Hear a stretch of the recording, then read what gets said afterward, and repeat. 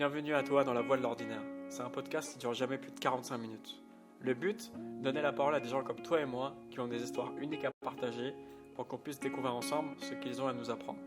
Honnêtement, je sais pas où les discussions nous mèneront, mais ce qui est sûr, c'est que la découverte, la spontanéité, la simplicité et la bienveillance seront toujours au cœur de chaque épisode. Aujourd'hui, un épisode un peu spécial. Bon, je dis toujours ça, mais là, ça allait vraiment. Pour une fois, je vais faire un podcast avec quelqu'un que je ne connais pas du tout et dont la personne a été recommandée par quelqu'un. En plus, ça t'a très bien vendu. Elle m'a dit Gokey, c'est quelqu'un de très humain, très, très gentil, adorable. Donc, donc tu as un peu la pression, mais ça va bien se passer. Ça va.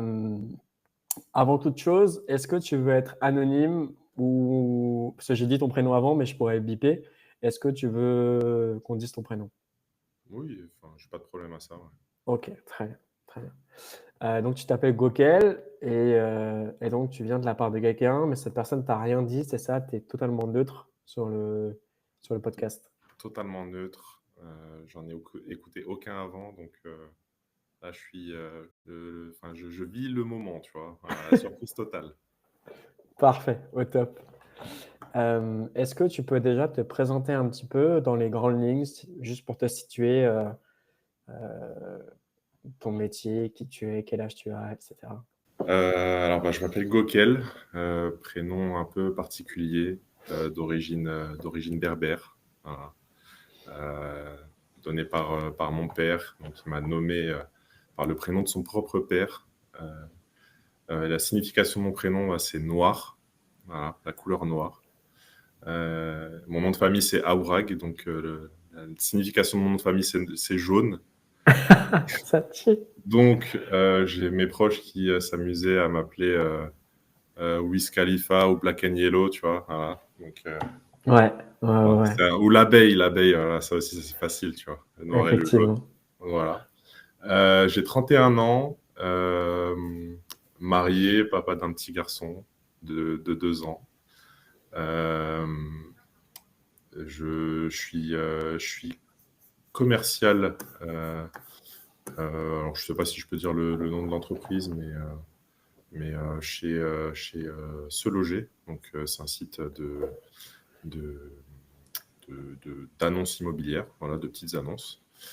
Donc, depuis plus de 6 ans maintenant. Niveau études, j'ai eu un bac+2. Je vis au Blanc-Ménil. J'ai toujours vécu dans la région parisienne. Né dans le 18e arrondissement à Paris. Ok. Donc, fervent supporter du PSG par voilà, ma proximité avec la ville de Paris. Voilà, je ne sais pas ce que je peux dire de plus. C'est déjà pas mal. C'est déjà pas mal. Ouais. Le podcast va durer 30 minutes maximum. Ok. Je vais te poser une question. Donc, tu vas choisir un nombre entre 1 et 12. Les chiffres sont associés à une question, donc ça va définir une question. Et dès que tu commences à répondre, je lance le chronomètre. Et ensuite, on parle pendant 30 minutes. Et à la fin des 30 minutes, j'ai une liste de 15 questions à te poser. Les règles que je veux te rappeler, c'est la discussion va dans le sens où tu veux. C'est-à-dire que moi, je suis le maître d'orchestre, mais tu es le musicien. Donc, si tu veux pas parler de ça, si tu veux qu'on change de sujet, tu me dis. Ok.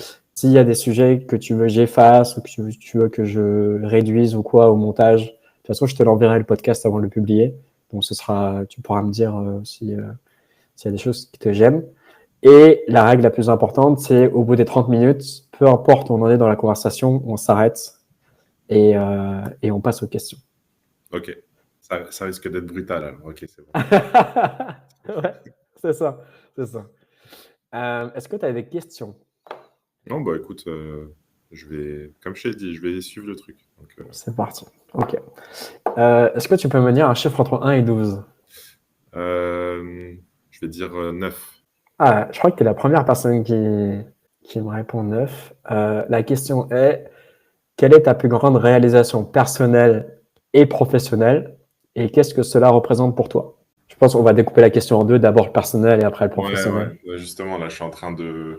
Ma plus grande réalisation personnelle, je pense que c'est... Là, tu démarres, c'est parti? Ouais. Allez, le chrono est démarré. C'est parti. Dans ma plus grande réalisation personnelle, alors enfin, j'allais dire je pense, mais je suis sûr que c'est ça. Ça fait un peu, comment dire, mec solo, mais c'est pas le cas. Mais c'est un travail à deux, on va dire. Mais c'est mon fils. Ouais. C'est depuis que je suis avec ma femme actuelle, donc depuis qu'on est ensemble, ça fait 10 ans maintenant. Même avant de commencer à travailler, etc., je voulais un enfant. Ok. Moi, je suis pas le genre de personne à me dire que je veux profiter, faire des voyages, etc. En fait, moi, j'ai une vision différente. Moi, j'ai, de par mon histoire, en fait, que je vais détailler un peu après, mais euh, moi, je voulais passer le plus de temps possible avec mon fils, parce que je sais que la vie, enfin, fils ou fille, en fait, je savais pas déjà si j'allais avoir un enfant tout court, et, euh, Mhm. et peu importe le sexe, mais en tout cas, voilà, je voulais passer le plus de temps possible avec mon enfant, parce que je sais que le temps passe vite, je sais que ça passe à une vitesse folle. Enfin, je me souviens encore de mes années lycée, et là, j'ai 31 ans aujourd'hui, donc quand je me dis que la dernière fois que j'étais au lycée, ça fait 12 ans, 13 Ouais. ans, je me dis, ah ouais, ok, d'accord, c'est impressionnant, quoi. Et tout ce qui s'est passé ces dernières années, c'est passé à une telle vitesse, et je me dis que j'ai pas envie de louper des choses avec mon enfant juste par égoïsme, tu vois. Mhm. Voilà. Enfin, je me dis, si je dois vivre des choses à l'avenir, je préfère mieux les vivre avec mon enfant que de les vivre seul ou avec ma femme, tu vois. Et Ok. donc, depuis son arrivée, je suis l'homme le plus heureux du monde. Vraiment, Ah ouais, ok. vraiment, franchement, ouais, la naissance, elle n'était pas simple, hein. C'était un bon bébé, hein, 4 kilos, 456, tu vois. Donc, Ok. voilà, c'est pour les parents, tu vois, ils savent que c'est pas rien. Voilà, c'est vraiment un bébé. Voilà, il arrive, il a déjà 3 mois, tu vois. Et, euh, donc, c'était pas simple, tu vois, au départ. Enfin, un enfant, un tout petit être comme ça, tu vois, qui est vraiment dépendant de toi, dépendant de comment tu vas te comporter avec lui, comment tu vas répondre à ses besoins, et essayer de deviner quels sont ses besoins, parce que le seul moyen d'expression qu'il a, c'est pleurer, tu vois. Il n'a pas d'autre moyen. Mhm. Et donc au début, c'était très compliqué, mais quel bonheur, tu vois, de le prendre dans tes bras quand il commence à pleurer, dès que tu le tiens, il s'arrête parce qu'il se sent rassuré, tu vois. Ce qui nous disent beaucoup à l'hôpital au début, tu vois, c'est vraiment de le garder contre sa peau, tu vois. Ok. Et le fait de le garder contre soi, il sent vraiment, tu vois, qu'il est avec son parent, tu vois, qu'il est avec quelqu'un qui veut le protéger, qui veut son bien-être. Et, et tu vois, enfin, là, ces 2 dernières années, donc bon, là, il a 2 ans, comme j'ai dit tout à l'heure, tu vois, mais c'est fou son évolution, tu vois, c'est tellement impressionnant. Tu le vois, il peut même pas se relever. Au bout d'un moment, il arrive à s'asseoir. Donc déjà, Mhm. là, c'est un choc, tu vois. Il commence à interagir avec des choses, à vouloir les attraper. Il passe du biberon au purée, donc il commence à vraiment manger. Il commence à avoir les premières dents qui poussent. Mhm. Il se tient debout. Alors là, incroyable, tu vois. La première fois qu'il s'est tenu debout, j'étais choqué. Après, c'est les premiers pas. Et là, tu te dis, vu comment il était quand il marche à quatre pattes, s'il commence à marcher, ça va être une catastrophe, tu vois. Et ça a été une catastrophe. Pas plus tard qu'hier, par exemple, il a ouvert le placard où il y avait des assiettes, bah, il en a pris, il en a fait tomber par terre, tu vois. Donc, Ok. ça a cassé. C'est la base, tu vois. Ouais, Mais ouais. t'as beau mettre des blocs-portes, tout ce que tu veux, euh, un, un bébé, et lui encore plus, tu vois, dès qu'il est déterminé à faire quelque chose, tu peux pas l'arrêter. Un bloc-porte, même moi en tirant fort, je me dis, j'arrive pas à l'enlever. Ouais. Lui, il m'a montré, tu vois, une détermination. Et il y avait des gâteaux derrière un placard, bloc-porte, tout bien mis, etc., tu vois. Ouais. il avait tellement faim. Genre, je ne le nourris pas assez, tu vois. Il avait tellement faim, il a arraché le bloc-porte. Je suis obligé d'en racheter un autre, là. J'en ai reçu Ah un autre. ouais. Tu vois. Non, mais c'est n'importe quoi. Vraiment, c'est. Ouais, enfin, tu vois, chaque jour, c'est un kiff. Là, il commence à dire ses premiers mots. Donc, on commence à avoir de vraies interactions tous les deux, tu vois. Ma femme qui est complètement jalouse parce que il a que le mot papa à la bouche, tu vois. Même quand elle veut lui dire maman, maman, et lui il répète papa, tu vois. Et moi ça me fait rire, elle ça la fait pas rire, tu vois. Moi ça Ah me bah, fait tu rire. m'étonnes. Comment ça t'a C'est- changé, toi, en tant que... Bah écoute, bizarrement, enfin, j'allais dire il n'y a pas eu tant de changement que ça au quotidien, si quand même, mais en fait je suis pareil, juste maintenant mon centre d'attention numéro un, bah, c'est mon fils, tu vois. Hmm. C'est je me lève le matin en pensant à lui, en me disant ce que je peux faire pour le combler, pour faire en sorte qu'il soit le mieux éduqué possible, pour faire en sorte qu'il ait accès au plus de choses possibles, tu vois. En fait, c'est la principale chose qui a changé, en fait. Il y a pas de vrai changement dans mon quotidien, à part que bah, maintenant, on vit à son rythme, tu vois. On se lève quand il se lève. Donc, il n'y a plus de grasse mat. Tu vois, ça n'existe plus. Sauf quand lui, il décide de dormir plus, tu vois. Mais sinon, Ok. ça n'existe plus. La télé, la journée, bah, c'est compliqué. Il faut éviter parce que les écrans, c'est pas bon, tu vois. Hmm. Donc, pareil, là, on essaye de trouver d'autres activités, passer du temps avec lui, essayer de jouer avec lui. Il n'y a que le soir, quand il fait dodo, où là, on peut faire ce qu'on a envie, tu vois, regarder des films ou des séries ou faire des jeux de société ou j'en sais rien, tu vois. Mais quand il est présent, bah, tout est centré que sur lui, tu vois. C'est la star de la journée, tu vois. Hmm. C'est la personne sur qui notre attention est centrée à 100%, tu vois. Mais tu vois, dans ce que je disais tout à l'heure, enfin, moi, ça a été quelque chose d'important parce que j'ai perdu mon père assez jeune, tu vois. J'avais 19 ans. Donc mon père, quand il est parti, il était assez âgé, il avait 69 ans, donc quand il m'a eu, il avait déjà 50 ans. Mais mon père, tu vois, c'était la personne la plus importante pour moi, tu vois. Ok. Malgré le peu de temps, enfin 19 ans, ça reste quand même important, mais sur toute une vie, après, alors on ne sait pas de quoi la vie est faite, tu vois, mais j'aimerais au moins vivre jusqu'à son âge à lui et sur toute une vie, tu vois, c'est peu et surtout, c'est passé à une telle vitesse, tu vois. Du temps où tu commences à avoir conscience d'exister, donc aller vers les 3-4 ans, tu vois, sur les premiers souvenirs que tu as, jusqu'à 19 ans, donc ça fait 16 ans En tant d'existence qu'être où, humain, à l'arrivée où d'un tu as nouvel enfant. conscience de ton père, et encore quand tu es enfant, tu n'as pas conscience de tout, tu vois, de tous Hmm. les efforts qu'il fait pour toi, de tout l'amour qu'il te porte, enfin, tu vois, quand il te sanctionne ou quand il t'engueule ou quoi, enfin, tu vois, tu te rends pas compte à ce moment-là enfin, que c'est pour toi, que c'est pour t'apprendre des choses, et c'est que plus tard que tu commences à comprendre, tu vois, petit à petit, même à 19 ans, il y avait encore des choses que je comprenais pas et que j'arrive à comprendre aujourd'hui, tu vois. Hmm. Et en fait, je veux pas que ça arrive avec mon fils, tu vois. C'est pas quelque chose que je reproche à mon père, enfin, malheureusement, voilà, il est tombé malade, il a eu un cancer, c'est pas quelque chose que tu peux contrôler, tu vois, et ça fait partie de la vie et on partira tous un jour de quelque chose. Mais, euh, mais voilà, moi, je veux transmettre le plus de choses possible à mon fils, je veux passer le plus de temps possible avec lui.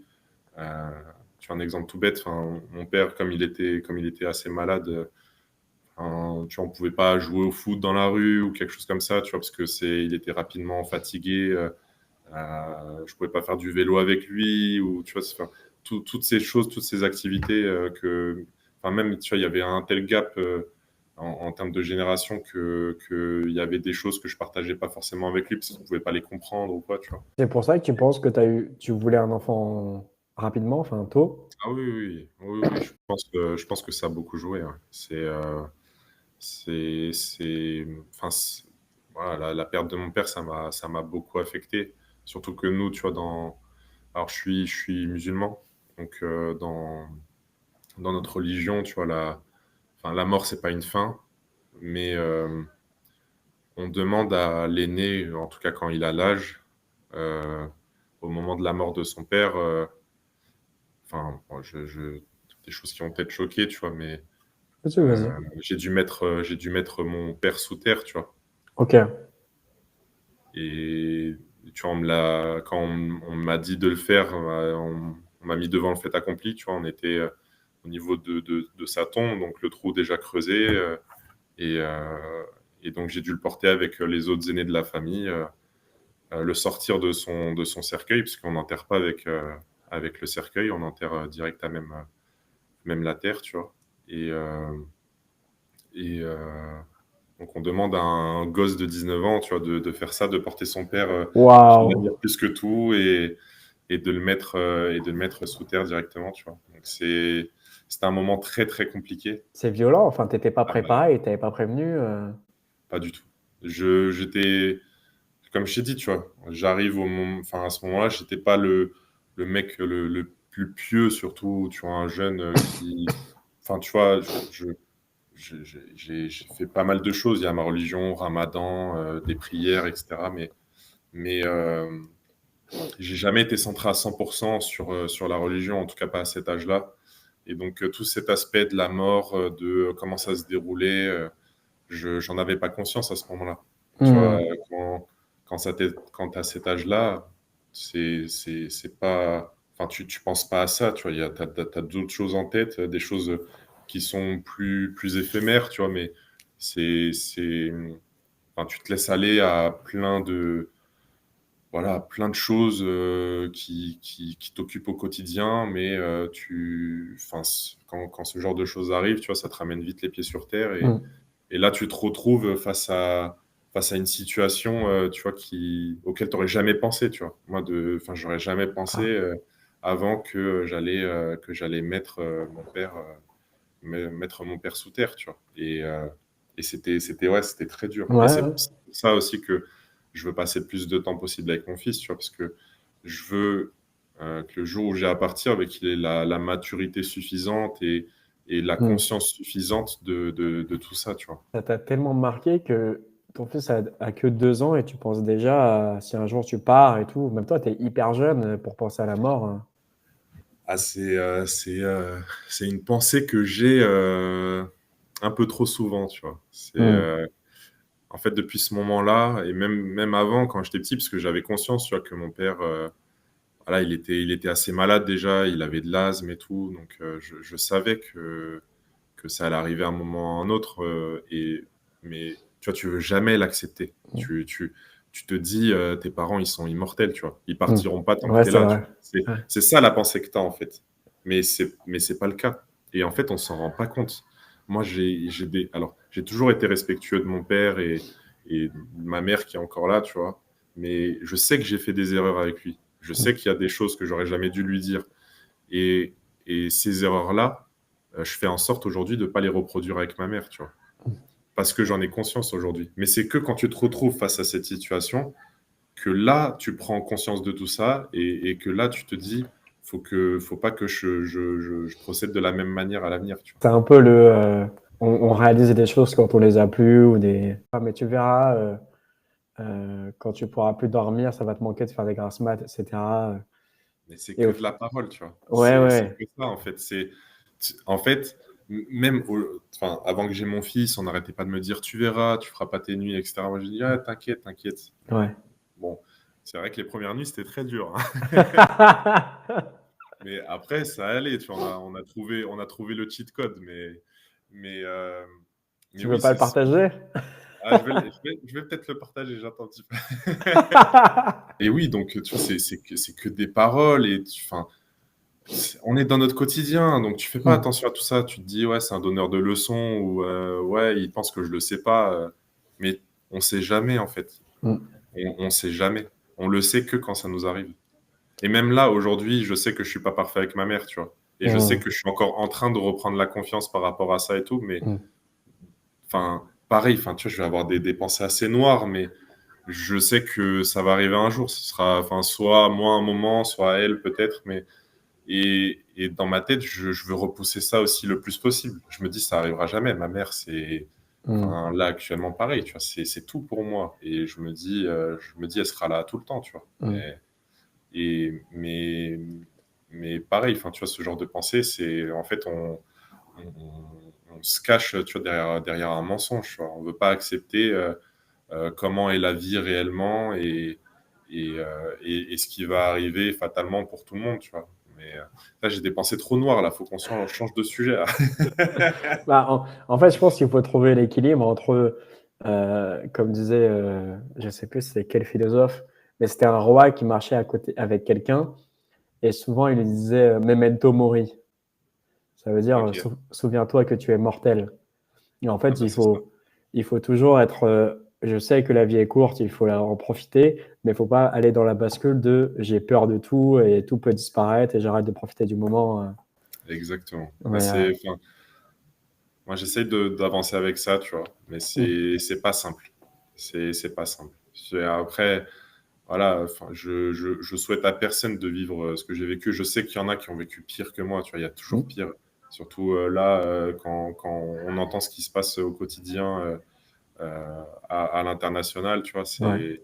voilà, enfin, on sait très bien qu'il y a des familles qui vivent pire, tu vois. Mhm.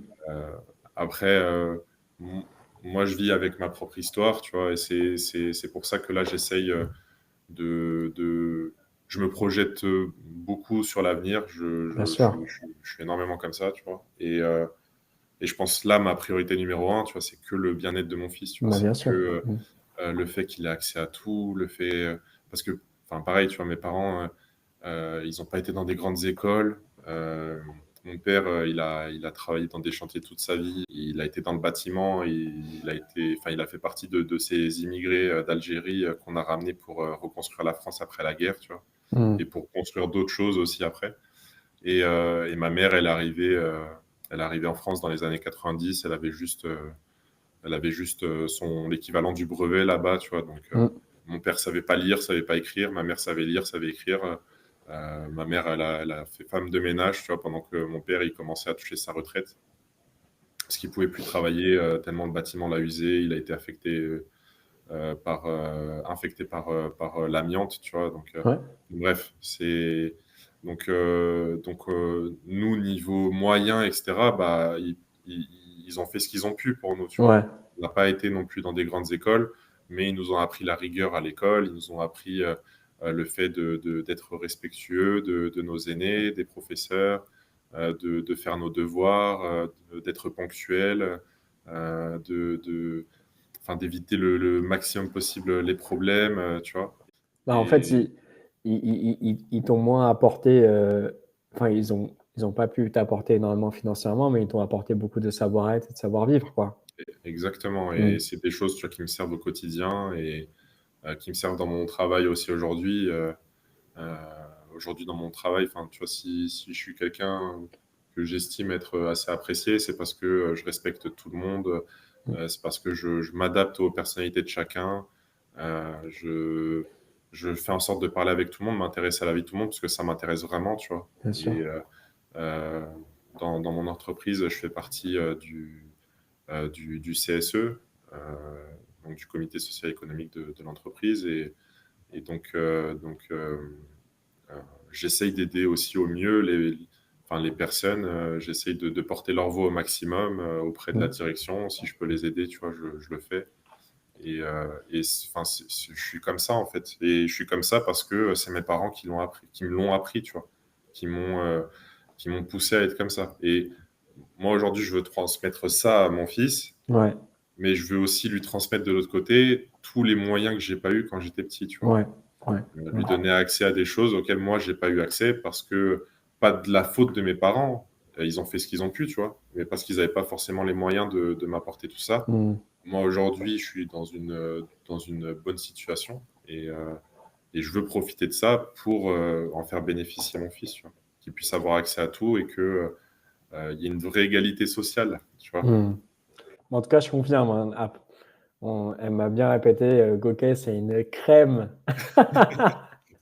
Bah ça va. En tout cas, Euh, j'espère que je lui fais honneur. Ah oui, oui, non, t'as l'air d'être, je te connais pas, mais t'as l'air d'être rempli de bonté et de bienveillance et il en faut dans ce monde qui est de plus en plus violent. Euh, C'est confiant. Ce sujet est hyper passionnant, mais on a une deuxième la deuxième partie. Ouais, et comme tu peux le voir, ça fait déjà presque 21 minutes qu'on parle. Ah oui, ok. Donc, il faut qu'on passe au sujet numéro 2. Donc, C'est quoi ta professionnel. plus grande réalisation professionnelle? Ah, j'ai 31 ans, donc tu vois, j'ai pas une grosse expérience professionnelle. Ma plus grosse réalisation, je pense que c'est mon travail ici. Ouais, Euh, en fait, j'ai fait un BTS MUC, donc Management des unités commerciales. ouais, Euh, donc, pas du tout lié à la vente en elle-même, tu vois, aux méthodes de vente, etc. mm, Donc, avant ce loger, j'avais travaillé au Figaro, pareil, dans leur branche immobilière.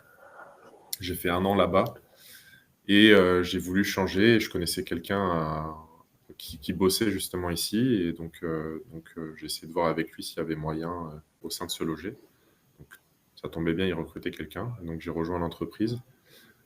C'était un été, donc tout le monde était en congé. C'était plein mois d'août, tu vois. Donc, premier mm, mois où moi j'ai dû commencer à appeler des clients, etc. Bah, j'étais tout seul avec quelques managers qui étaient restés, mais qui allaient partir aussi à un moment. Et en fait, si ça fait 6 ans que je suis là, c'est que je suis vraiment énormément monté en compétences, tu vois. ok, Très rapidement. J'ai appris des autres. Tu vois, comme je l'ai dit, tu vois, juste avant, je m'intéresse beaucoup aux gens et donc j'ai essayé de parler un peu avec tout le monde, essayer de comprendre comment ils travaillaient, comment, euh, comment ils abordaient chaque échange avec leurs clients. Et, euh, et j'ai essayé de prendre, tu vois, un peu le meilleur de chaque personne et essayer de mm, m'approprier, tu vois, tous ces éléments-là pour me créer mon propre discours. Et donc aujourd'hui, bah, je fais partie des meilleurs commerciaux de l'entreprise. Euh, D'ailleurs, on- petite question, ceux qui sont pas du domaine, ouais. comme moi d'ailleurs, est-ce que c'est vrai qu'un commerciaux, ça bosse 70 heures par semaine, ça dort jamais, et ça fait 15 fois le tour de la France en voiture? Non, alors, je pense il y a plusieurs types de commerciaux, mais là, dans mon entreprise, on a des horaires. Alors, c'est vrai que ça peut arriver parfois de dépasser les horaires parce que Mm, tu as des clients qui sont plus disponibles en fin de journée ou qui sont plus disponibles tôt le matin. Donc, tu vas venir peut-être plutôt au bureau ou tu vas rentrer peut-être 1 heure ou 2 heures après les heures de travail. ouais, Donc ça arrive de temps en temps, mais c'est que selon le bon vouloir, tu vois, du commercial, parce que on a des objectifs à atteindre chaque mois. Pour atteindre ces objectifs-là, bah, il n'y a pas y a pas de mystère, hein. Il faut appeler, faut prendre des rendez-vous avec les clients, il faut essayer de leur faire des propositions et mm, il faut essayer de s'adapter au mieux à tes clients. Donc, si s'adapter au mieux à tes clients, ça insinue que tu dois attendre peut-être 19 heures ou 20 heures pour appeler ton client pour l'avoir et pour lui faire une proposition, bah, ça peut arriver de le faire et en contrepartie, bah, tu pourras réaliser ton objectif. ok, Donc, nous, on a une partie fixe sur notre salaire. Mais ce sur quoi on va le plus gagner notre vie, ça va être la partie variable, donc qui est dépendante de l'atteinte de nos objectifs. Donc, en tout cas, ce que tu me dis, tu vois, travailler 70 heures par semaine mm, ou travailler même le week-end, etc., c'est vraiment ponctuel, hein. Et c'est que ceux qui vont vraiment essayer de se dépasser, essayer d'aller chercher le maximum sur leur objectif qui vont le faire. Mais ok, enfin, plus de 80%, 90% des commerciaux de l'entreprise, ils arrivent au travail à 9h30, à 18h30, ils sont partis, tu vois. Donc, ok. leurs horaires sont respectés, ils vont pas les dépasser. Mais tu verras certaines têtes rester plus longtemps pour justement aller chercher plus dans leur objectif. Et en quoi ce travail te permet d'être plus accompli en tant qu'humain? Parce que ça fait 6 ans quand même. Et donc, Ouais, c'est ça fait qui? 6 ans. Alors, un commercial, quand il reste dans une entreprise, il n'y a pas mille et une raisons. C'est pour Ok, l'argent. ok, ok. Donc tu fais pas commercial. Alors, s'il y a une partie quand même passion entre guillemets, tu vois, le fait d'avoir des échanges avec des clients, la satisfaction de réaliser une vente, etc. Tu vois, tout ça, c'est des choses qui stimulent. Mais la motivation première d'un commercial, c'est l'argent. Donc, Ok. À partir du moment où tu t'y retrouves financièrement, tu restes. Si tu t'y retrouves pas financièrement, bah, tu commences à chercher ailleurs, tu vois. D'accord. Donc après, dans mon quotidien, je t'avoue que mon travail de commercial, c'est pas quelque chose qui m'a énormément enrichi humainement, à part le contact des autres, tu vois, où j'ai pu me créer un nouveau cercle social dans l'entreprise, où j'ai pu faire connaissance de plein de personnes complètement différentes, tu vois. Euh, à part cet élément-là, enfin, c'est pas ça qui m'a enrichi humainement, tu vois. C'est pas mon travail dans l'entreprise, c'est plutôt le contact avec toutes les personnes autour de moi au quotidien, tu vois. Et tu vois beaucoup de monde au quotidien, justement, ou tu es beaucoup dans ton bureau Alors, je vois beaucoup de monde au quotidien. Déjà, juste les personnes de mon équipe, on est 6 personnes.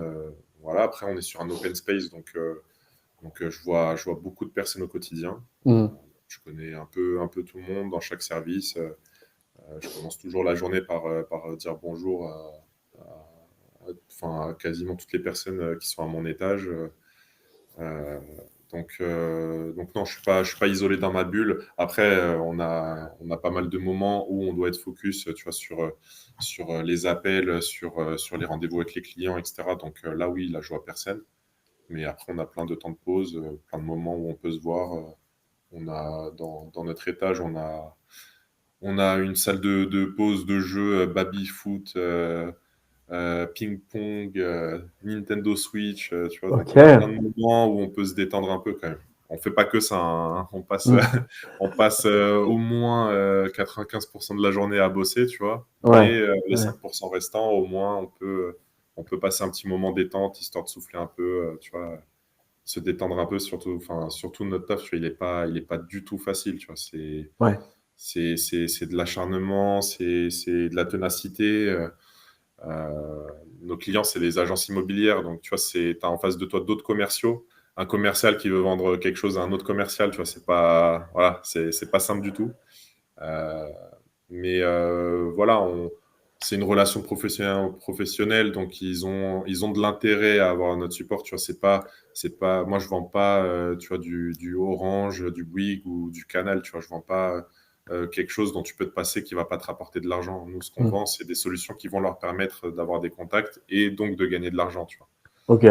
Euh, c'est ça qu'on vend en fait. C'est du retour sur investissement, c'est de la communication, voilà, je pense que je me suis un peu éloigné de la question, mais Non, non, bah c'était ta plus grande réalisation professionnelle, c'est d'avoir un métier où tu es épanoui. bah, c'est ça, exactement. Là, en tout cas, oui, si ça fait plus de 6 ans que j'y suis, c'est que je m'y retrouve. Ouais, enfin, ça m'a permis beaucoup de choses. J'étais pas marié avant d'arriver à se loger, donc je me suis marié une fois arrivé à se loger. J'ai eu un enfant une fois arrivé ici aussi, tu vois. Enfin, voilà, c'est une entreprise qui m'a vu grandir, tu vois. En 6 ans, il s'est passé beaucoup de choses. Pas grave. J'ai acheté un appartement, je l'ai vendu. Maintenant, je suis passé en location pour plus grand, tu vois. Donc, je vis ma vie au quotidien, je vis ma vie au travail. On passe, je pense que je vois plus mes collègues que ma femme, tu vois, que ma femme Ouais, c'est sûr. ou mon fils, tu vois. Donc c'est important que ça se passe bien ici, c'est important que je me sente bien ici. Et pour l'instant, voilà, je me plains pas, je suis plutôt bien, je suis plutôt Et tu, heureux. et tu dois faire ça encore. J'ai plus d'ambition, là, Ok. ça fait... Ah. Oh non! Le gong! J'ai dit que ça allait être brutal. J'ai dit que ça allait être brutal. Ah là là, je suis deg. Je me suis dit, il va partir sur un truc trop intéressant et tout. On allait partir en Ah, développement personnel. ouais, c'est ça, ouais, non, non. Bon, Bon, bah juste écoute, la fin de la phrase, c'est j'ai plus d'ambition. Je veux voilà, pas me satisfaire d'être commercial, je veux viser plus. Donc, comment tu te sens? bah, très bien. Je fais un petit bilan. Ouais, très bien, très bien. Ça. T'es dans un bon mood, ça va? Ouais, ça va, ça va. Ok. Si tu le veux bien, on va passer aux questions.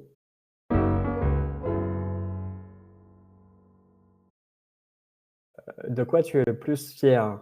Mon fils, Ta plus grande blessure? mon père, Qu'est-ce qui te motive à te lever le matin? mon fils. Si j'étais ton fils, que dois-je faire pour te rendre heureux? Me faire des câlins tous les matins. La leçon la plus importante que la vie t'ait apprise. Que la vie est courte et qu'il faut en profiter le maximum possible. Qu'est-ce que tu aimerais dire à ton toi dans un grand moment de doute? J'aimerais lui dire de regarder derrière tout le chemin parcouru, tout ce qui a été réalisé et de me faire confiance en fait. Qu'est-ce que tu aimes dans la vie? Les mangas, Est-ce que tu as peur de la mort? oui, C'est quoi pour toi gagner beaucoup d'argent? c'est être multimillionnaire. Qu'est-ce qui te rend heureux? La tranquillité, Et quels sont les éléments qui pourraient te rendre encore plus heureux? voir mon fils grandir et être en bonne santé. Voilà. Est-ce que tu es devenu la personne que tu souhaitais être? Pas à 100%, non. Ton prochain objectif sur lequel tu travailles actuellement? Évoluer dans mon entreprise. Ah! Il a de l'ambition. Voilà. 3 moments historiques auxquels tu aurais aimé participer. Waouh! Oh, la victoire de la France en 98. Ouais. Le Waouh, dernier c'est match dur de comme question. Paoletta. Ah oui, ah ouais, aussi, ouais. Ah ouais, c'est dur comme question. Attends. Celle-là, elle est en phase de test. Je l'ai rajoutée, tu es le deuxième, on va voir si je la garde ou pas. La première diffusion de Dragon Ball à la télé. Ok, ça fait 2. Ah, ça fait 2. Ok. Et troisième moment, revivre le Covid parce que c'était incroyable le confinement.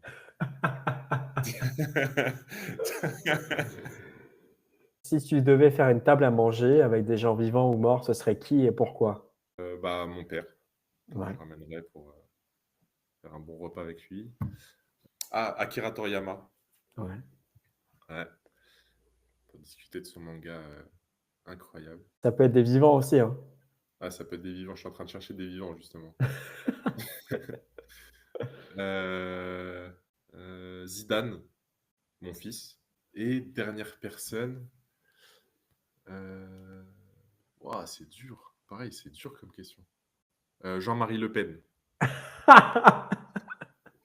Ouais, parce que j'ai toujours voulu rencontrer, tu vois, ces personnes-là, parce ils ont une idée Enfin, après, peut-être que tout ça, c'est juste de la politique et c'est juste histoire de créer enfin, de la contradiction, j'en sais rien, mais Mhm. j'ai toujours voulu échanger avec ces personnes-là pour leur faire comprendre que, enfin, là, ils se trompent d'ennemis, en fait, tu vois, Ouais.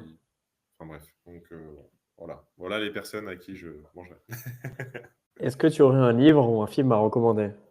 Je serais pas ultra original, mais moi, mon film préféré, c'est Interstellar. Donc, je recommanderais Interstellar. Je trouve qu'il est, j'allais dire sous-coté, mais il y en a beaucoup qui estiment ce film-là, mais il y en a beaucoup qui le résument à une scène pas incroyable, alors que dès que tu as compris le sens de tout le film, tu comprends que cette scène, elle est ouf. Donc, je recommande Interstellar. Regardez Interstellar si vous ne l'avez pas vu. N'ayez pas peur des 3 heures de film, ça passe très rapidement. Voilà. Très bien, très bien.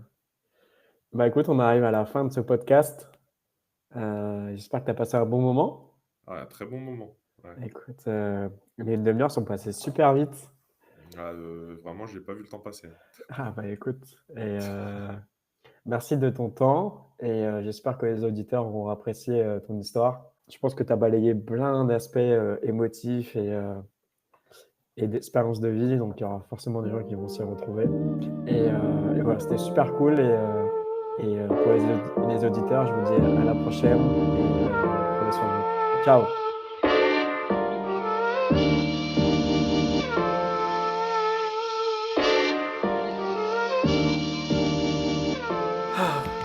Et voilà, on arrive tranquillement à la fin du podcast. C'est le moment pour moi de vous remercier du temps que vous nous avez accordé. J'espère que vous avez passé un bon moment. N'oubliez pas que chaque rencontre est toujours une opportunité de mieux comprendre le monde. Et nous, on se retrouve dans 2 semaines. Ciao!